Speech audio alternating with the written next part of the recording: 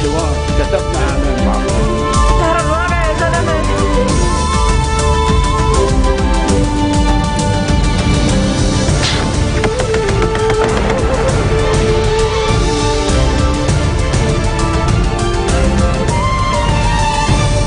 Bonjour à tous et merci de nous rejoindre sur Futur TV pour cette nouvelle édition de la rédaction.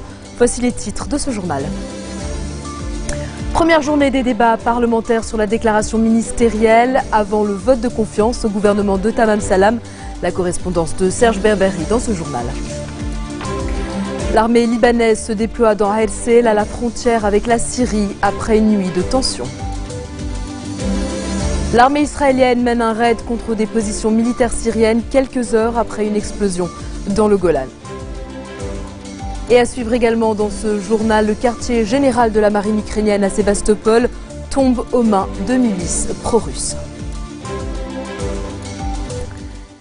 Première journée des débats parlementaires sur la déclaration ministérielle. Ce mercredi, place de l'Étoile. La séance doit reprendre à 18 h. Plusieurs députés ont pris la parole ce matin à l'hémicycle pour accorder ou pas leur confiance au gouvernement de Tamam Salam.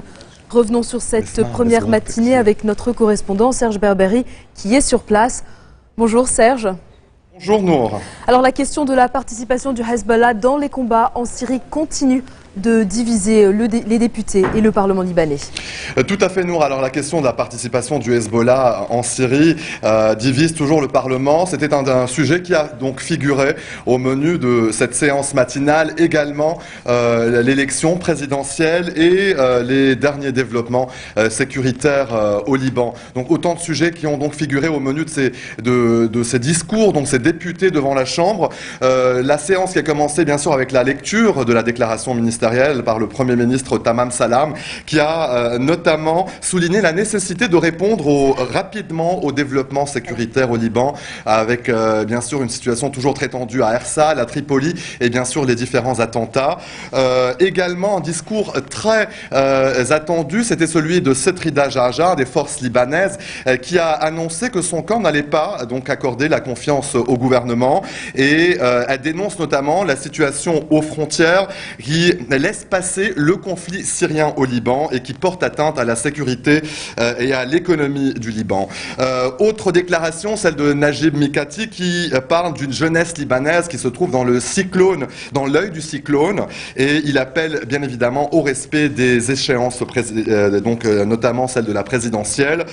Et également le député Ibrahim Kanaan du courant patriotique libre qui donc il a trois revendications au gouvernement au nom de son parti, notamment que le gouvernement rétablisse la sécurité au Liban en soutenant les services de sécurité, qu'il accélère l'attribution des appels d'offres dans le domaine du pétrole notamment, et que le gouvernement puisse gérer l'élection présidentielle dans les délais impartis. Notons également la déclaration notamment du député de la Jama'a Islamia, Imad El-Houd, qui a également donc annoncé qu'il n'allait pas accorder la confiance au gouvernement. Avec nous, en tout cas pour discuter un peu de toute cette séance matinale, le député du courant du futur, Ahmad Fatfat. Bonsoir, monsieur Fatfat. Bonsoir.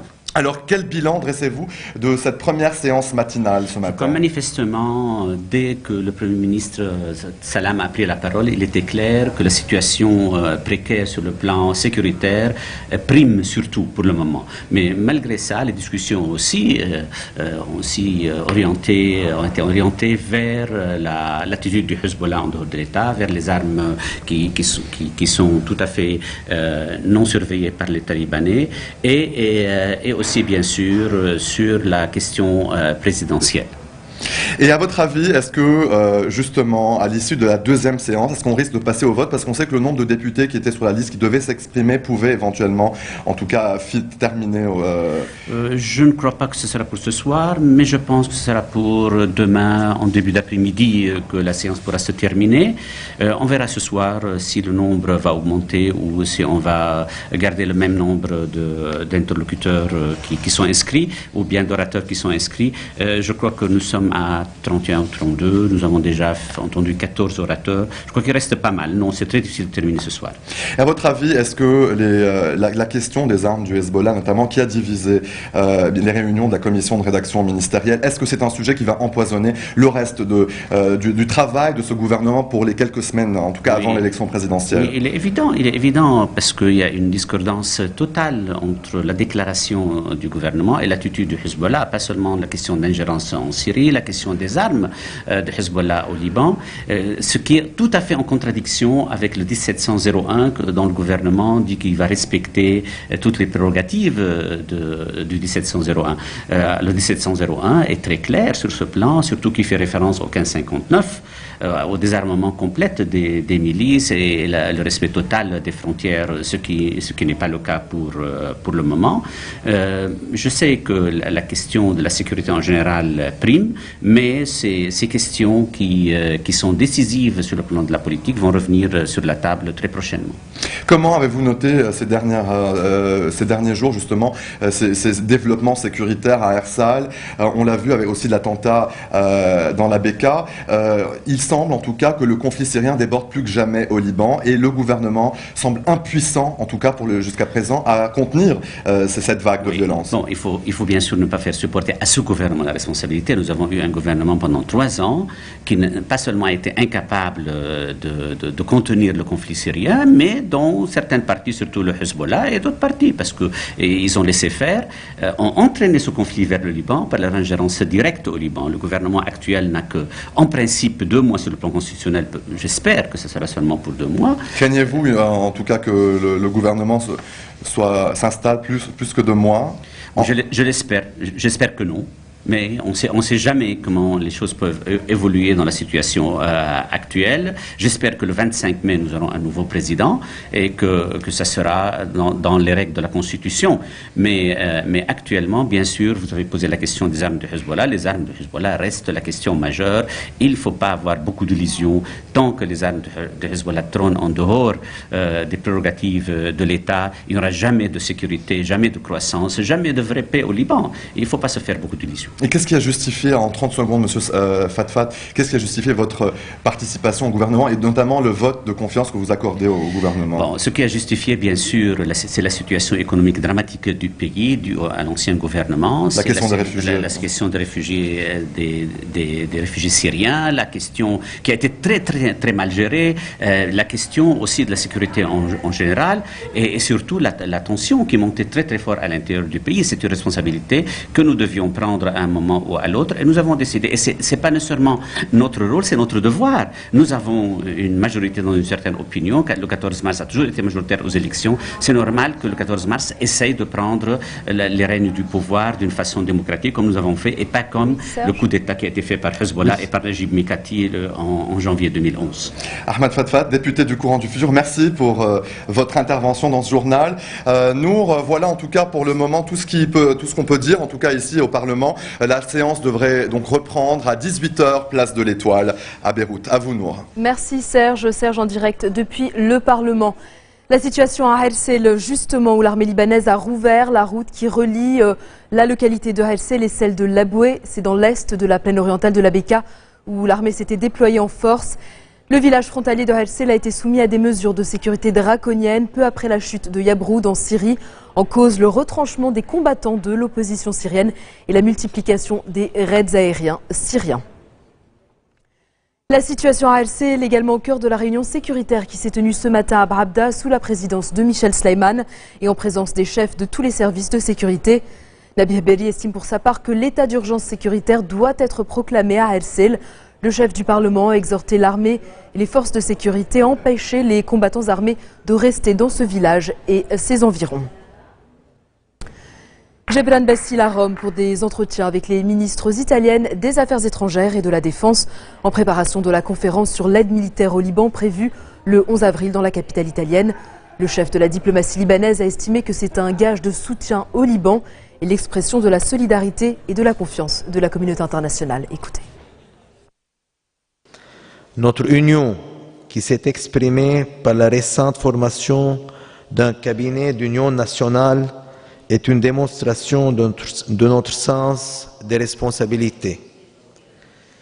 C'est en étant unis, nous, les Libanais, autour d'une armée forte, que nous pourrons porter aux quatre coins du monde l'image d'un Liban pacifique, véritable terre de tolérance et messager d'une culture humaniste et ouverte. La question des réfugiés, des déplacés syriens a une envergure beaucoup plus large. C'est une menace réelle à notre propre existence. Ça risque de déchirer notre tissu national et notre tissu social. Il y a un facteur sécuritaire, bien sûr, mais qui peut être contenu et contrôlé, mais aggravé par un terrorisme qui vient de tous bords, qui n'a pas de nationalité, qui n'a pas d'identité, qui n'a pas de pensée, ni de religion, ni de frontières. C'est ça le vrai risque qui menace le pays physiquement. Mais la présence des réfugiés syriens, c'est une menace existentielle nationale. La position du gouvernement libanais est très claire. C'est la dissociation de la crise syrienne. Et ça veut dire protéger le pays de toutes les menaces venant de la Syrie. Et en même temps, suite à l'accord de Taïf qui fait partie de notre constitution, ne pas rendre le pays un siège pour les attaques contre la Syrie. Le rôle de notre gouvernement, c'est de préserver le pays contre toutes ces menaces. L'armée israélienne renforce ses mesures de sécurité le long de sa frontière avec le Liban. Des véhicules blindés ont été massivement déployés dans les fermes occupées de Shebra et les hauteurs du Golan. Un déploiement accompagné du survol de plusieurs régions libanaises par des drones israéliens. Tsahal a également mené des raids aériens contre des positions militaires syriennes cette nuit, quelques heures après une explosion qui a blessé 4 de ses soldats sur le Golan occupé. Dans un instant, nous ferons le point sur la disparition du vol de Malaysia Airlines.